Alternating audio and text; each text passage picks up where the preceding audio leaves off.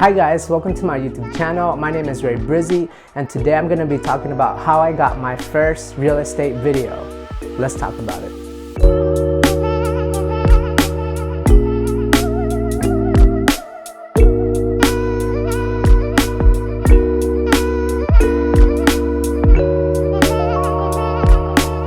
In this video, we're going to be talking about how I got my first real estate video.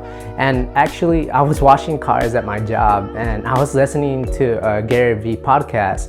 And Gary Vee was talking just a little bit about real estate. And so what he was talking about real estate is that people who do real estate need to consider the time of the buyer. And one of the best ways that they can consider the time of the buyer is by having video for the person interested in buying the house. Now, the reason why that's important is because instead of having to have an open house, or instead of having the client come to the house, or instead of the real estate agent, instead of them being there physically at the house, they can show this video. And so it got me thinking, and I just started thinking about like different ways that I could contact realtors.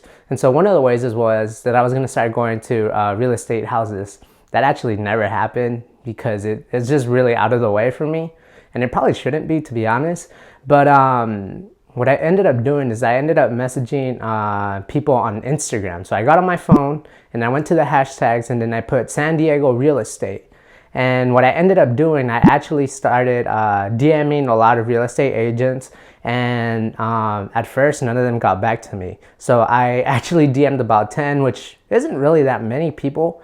But one of them got back to me, and I ended up doing a real estate video. Maybe you guys have seen the video or not, but that was my first real estate video, and it was more of about the real estate agent, but it's still my foot into real estate. And so I think that's a really good first step for me personally. So after I got my first real estate DM, 2 or 3 weeks later, another guy hit me up.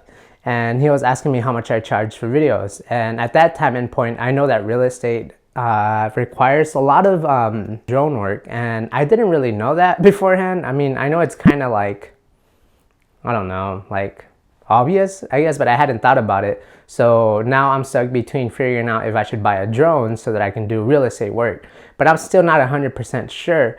But all that to say is that if you want to do real estate work, one of the things that worked for me, even though I didn't get paid for it, but I still was able to get my foot into real estate. And that to me personally, like, it just changed the way and the possibilities of things that I could eventually do.